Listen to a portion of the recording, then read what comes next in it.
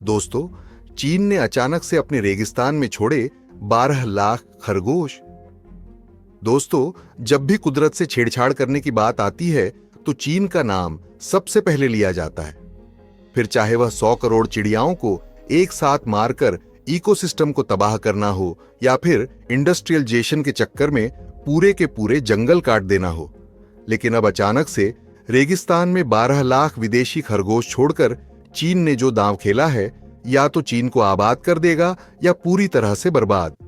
मगर अचानक से 12 लाख खरगोश को रेगिस्तान में छोड़ देने के पीछे चीन का क्या सीक्रेट प्लान है, जानेंगे इस वीडियो में। लेकिन उससे पहले हमें इतिहास के सबसे बड़े खरगोश जनसंख्या विस्फोट के इस इंसिडेंट पर नजर डालनी जरूरी है, जिसने ऑस्ट्रेलिया को पूरी तरह से तबाह करके रख दिया था। यह बात है 1850 की। उस वक्त ऑस्ट्रेलिया में ज्यादा आबादी नहीं थी, इसलिए ब्रिटिशर्स ने ऑस्ट्रेलिया में आकर क्लोनाइजेरियन करना शुरू किया। लेकिन ऑस्ट्रेलिया में उन्हें अपने देश जैसा महसूस नहीं होता था और उन्हें खरगोश भी काफी पसंद थे। इसलिए वर्ष 1859 में थॉमस ऑस्टीन नाम के एक ब्रिटिशर्स ने यूरोप में रहने वाले उसके परिवार ने 13 यूरोपियन रैबिट तोहफे में भेजे, जिसे उसने अपने स्टेट के बैकयार्ड में छोड़ दिया। उसके बाद ऑस्ट्रेलिया में रैबिट की पॉपुलेशन इस कदर बढ़ी कि उन्होंने पूरे ऑस्ट्रेलियन कॉन्टिनेंट के 70% हिस्से को अपना घर बना लिया। जी हां, यह जानकर आपको हैरानी होगी कि महज 60 सालों में उन 13 खरगोशों ने अपनी आबादी बढ़ाकर 10 बिलियन कर दी थी। यहां खरगोश अपनी पॉपुलेशन इतनी तेजी से इसलिए बढ़ा पाए क्योंकि वहां उन्हें मारने के लिए कोई नेचुरल प्रेडेटर मौजूद नहीं था, कोई उनका प्राकृतिक शिकारी मौजूद नहीं था। हालात इतने खराब हो गए कि खरगोशों ने पूरे ऑस्ट्रेलिया महाद्वीप की फसलें तबाह कर दी। पूरे द्वीप पर सॉइल रोजन होने लगा और खरगोश रिहायशी इलाकों में भी घुसने लगे और लोगों के चुपके से घरों में घुसकर तबाही मचा देते थे। इससे भी ज्यादा फिक्र की बात यह थी कि ऑस्ट्रेलिया में खरगोश की संख्या लगातार बढ़ती ही जा रही थी और विशेषज्ञों का मानना था कि जल्द ही इसका उपाय नहीं खोजा गया तो सभी इंसानों को हमेशा हमेशा के लिए यह महाद्वीप छोड़ना पड़ेगा। ऐसे में अगर हम इसे इतिहास का सबसे बड़ा मैमल्स पॉपुलेशन एक्सप्लोजन कहें तो गलत नहीं होगा। यह हर साल 80 मील इलाके को अपने अंडर में लेकर हर प्रांत, हर स्टेट, हर कोने तक पहुंच गए थे। यहां तक कि कुछ इलाकों में तो बॉर्डर पर फेंस भी लगाई गई थी और जहरीली गोलियां भी फेंकी गई थी, जिसे खाकर खरगोश मर जाए, लेकिन कोई तरीका कारगर साबित नहीं हो रहा था। ये खरगोश गड्ढे खोदकर जमीन में रहते थे, इसलिए किसानों को इनके घर डिस्ट्रॉय करने का भी आदेश दिया गया, लेकिन उससे भी कोई फर्क नहीं पड़ा। कुछ लोगों ने तो यह तक कहा कि खरगोश के समूह ने हम पर हमला करने की कोशिश की है। अब चूंकि ये वाइल्ड रैबिट थे, तो जब इन्हें खाना नहीं मिल पाता था तो यह चिड़चिड़े हो जाते थे और हमला करने में देर नहीं करते थे। तभी ऑस्ट्रेलिया की सरकार ने कड़ा फैसला लेते हुए कुछ वाइल्ड रैबिट को पकड़ा और उनके शरीर में माइक मैटर्स नामक वायरस को इंजेक्ट कर दिया और उन्हें जंगल में छोड़ दिया। ये वायरस रैबिट को एक ऐसे डिजीज को देता था जिससे तड़पकर उनकी मौत हो जाती थी। हालांकि कई देशों ने ऑस्ट्रेलिया के इस कदम की आलोचना भी की, क्योंकि ऑस्ट्रेलिया पहला देश था जिसने जानबूझकर जीवित जीवों में वायरस फैलाया था। लेकिन ऑस्ट्रेलिया ने किसी की एक नहीं सुनी और कई सालों तक रैबिट में वायरस इंजेक्ट करता रहा और एक से दूसरे खरगोश में वायरस फैलने की वजह से अनगिनत खरगोश मारे गए, जिससे ऑस्ट्रेलिया में खरगोशों की संख्या कम होकर 1 बिलियन पर आ गई थी।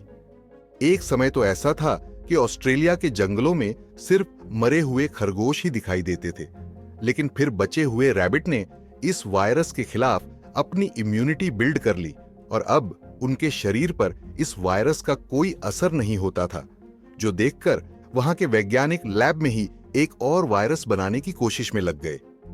जी हां दोस्तों, 80 के दशक में ऑस्ट्रेलियन साइंटिस्ट RHDV यानी रैबिट हेमोरेजिक डिजीज वायरस बनाने में कामयाब हुए, जो रीन्यूक्लिक एसिड से बना हुआ था और जब रैबिट इस वायरस के कांटेक्ट में आते तो तुरंत संक्रमित हो जाते और महज 48 घंटों में उनकी मौत हो जाती।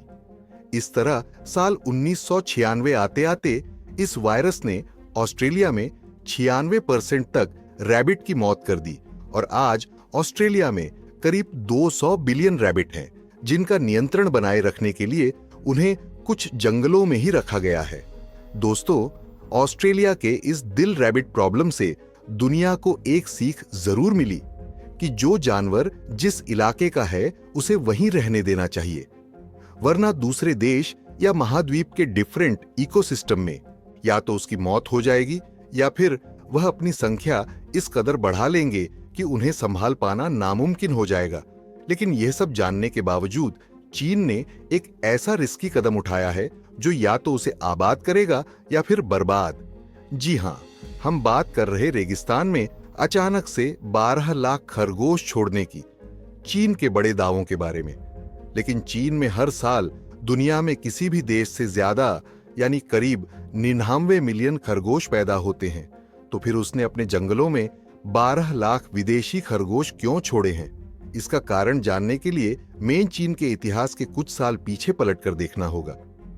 तो 1950 के दशक में चीन के तानाशाह माओ जे डोंग ने ग्रेट लीप फॉरवर्ड नाम से कैंपेन की शुरुआत की थी, जिसमें देश में एग्रीकल्चर और इंडस्ट्रियलाइजेशन को बढ़ावा देने के लिए 5 साल का प्लान बनाया गया था, जिसका एक हिस्सा था फॉर इक्वल्स कैंपेन और इसकी टैगलाइन रखी गई थी, इंसान को कुदरत को मुट्ठी में करना होगा। जिसके तहत माओ डोंग का प्लान था कि वो सारी चीजों जो खेती को नुकसान पहुंचाती हैं उन्हें पूरी जड़ से खत्म कर दिया जाए। इसके लिए उन्होंने सबसे पहला काम किया जो स्पैरो थे, होती है गौरैया, उन चिड़ियों को मारना शुरू कर दिया। चिड़िया जहां नजर आती थी, खेत के पास जो बर्तन बजाकर उन्हें लैंड नहीं होने दिया जाता, उतरने नहीं दिया जाता था, उनको गोली मारी जाती थी, उनका शिकार किया जा रहा था। और आपको यह जानकर हैरानी होगी कि सरकार उन चीनी लोगों को इंसेंटिव देती थी जो सबसे ज्यादा चिड़िया मारता था। अब ऐसा इसलिए क्योंकि चीन के तानाशाह का मानना था कि चिड़िया हमारी 1 से 2% फसल खा जाती है। लेकिन उसने इस बात पर ध्यान नहीं दिया कि चिड़िया फसल के साथ साथ कीड़े मकोड़े भी खाती है। वही कीड़े मकोड़े जो पूरे पूरे खेत को नष्ट करने की ताकत रखते हैं। यानी कि एक तरह से चिड़िया चीनी लोगों की खेत की रक्षा करती थी और यह कुदरत का इकोसिस्टम बना हुआ था।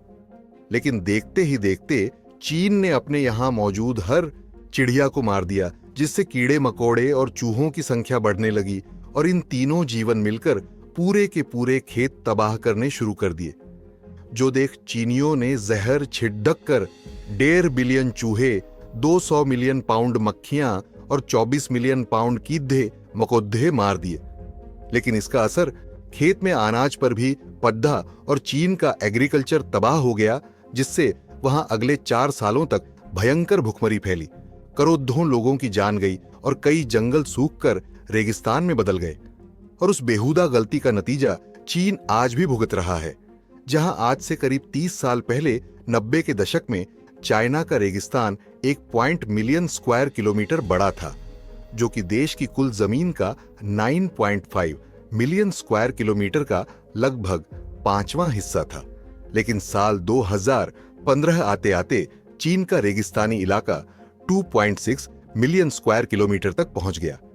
इसके अलावा चीन की 44% जमीन डीपीआर यानी डेजर्ट फिक्सेशन प्रोन जोन में पहुंच चुकी थी, यानी बंजर हो चुकी थी, और रेतीला रेगिस्तान धीरे धीरे अपनी सीमाएं बढ़ाता जा रहा है, जिससे चीन में बारिश की कमी होने लगी और ग्लोबल वार्मिंग भी अपने चरम पर पहुंच गई। साथ ही पानी भी कम होने लगा और शहरी इलाकों में भीड़ बढ़ने लगी, क्योंकि गांव में रहने वाले लोग शहरों की तरफ माइग्रेट होने लगे। जो देख चीन अथॉरिटीज के पैरों तले जमीन खिसक गई, क्योंकि इस डेजर्ट वेकेशन से चीन को हर साल 54 बिलियन युआन यानी करीब 63,400 करोड़ डीएच रुपए का इकोनॉमिक लॉस हो रहा था। वहीं इससे चीन की 30% जनता यानी 40 करोड़ डीएच लोगों पर प्रभाव पड़ीडीएच रहा था। और अगर ऐसा ही चलता रहता तो अगले 300 साल में चीन एक बंजर रेगिस्तान बन जाता और इसकी इकोनॉमी अर्श से फर्श पर आ गई थी, जिसे देखते हुए चीन ने रेगिस्तान को जंगल में बदलने के प्रोजेक्ट पर काम शुरू किया, जिसमें 3 स्टेप्स फॉलो किए जाने लगे और पहली टेक्निक थी फॉरेस्ट्री, जिसके तहत चीनी प्रशासन ने 3 लाख एकड़ रेतीली जमीन में जंगल बनाने के लिए बांस से पेड़ लगाने शुरू किए, जो रेतीली जमीन में उग सके।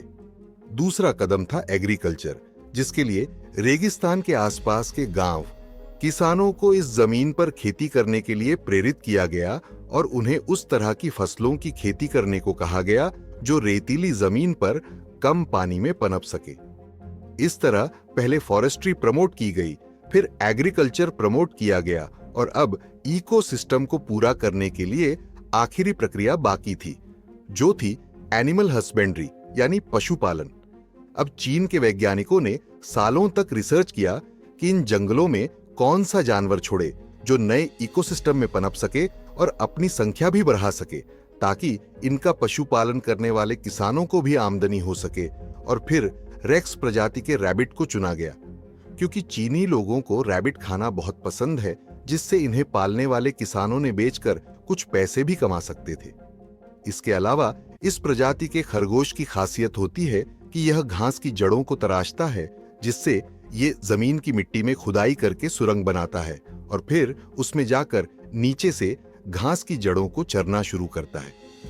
इसकी इस हरकत से जमीन और ज्यादा उपजाऊ होने लगती है, और उपजाऊ जमीन होगी तो पुराने प्लांट से जो सीड यानी बीज गिरेंगे वह भी अपने आप उगने लगेंगे और फ्रस्टेशन की प्रोसेस बूस्ट हो जाएगी।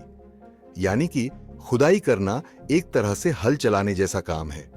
इसके अलावा एक मादा रेक्स रैबिट साल में 40 बच्चों को जन्म दे सकती है और ये जानवर किसी भी इकोसिस्टम के हिसाब से अपने शरीर को ढाल लेते हैं। ऐसे में चीन ने विदेश से 12 लाख रेक्स रैबिट खरीदकर उन्हें अपने रेगिस्तान में बने नए जंगलों में छोड़ दिया है और चीन को इससे भी लाभ दिख रहा है। जहां अब इन रैबिट को छोड़ा गया था तो शुरुआत में इनके लिए 100 किलोमीटर की जगह फाइनल की गई थी और 60 किलोमीटर रेगिस्तान में सिर्फ 3%, यानी 3 किलोमीटर लैंड एरिया में ही वेजिटेशन यानी पेड़ पौधे थे। मगर कुछ ही सालों में यह आंकड़ा बढ़कर 84% तक पहुंच चुका है, यानी 100 में से 84 किलोमीटर जमीन उपजाऊ हो गई है, जहां घास, पेड़ पौधे, फसलें पनप रही हैं। लेकिन जैसा कि आपने ऑस्ट्रेलिया के केस में देखा, खरगोश वैसे ही फॉरेस्ट्री को प्रमोट करते हैं, लेकिन उनकी संख्या हद से ज्यादा बढ़ जाए तो वह पूरे के पूरे जंगल को तबाह भी कर सकते हैं। देखना यह होगा कि आगे क्या होगा। तो दोस्तों, चीन ने अपने रेगिस्तान में 12 लाख खरगोश छोड़कर सही किया या गलत?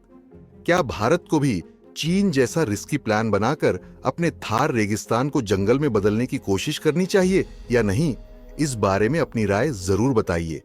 यह जानकारी पसंद आई हो तो वीडियो को लाइक कर शेयर जरूर कीजिए और ऐसे ही दिलचस्प वीडियोस के लिए चैनल माइंडेड मैन को सब्सक्राइब करके पास वाली घंटी जरूर बजा दीजिए। धन्यवाद।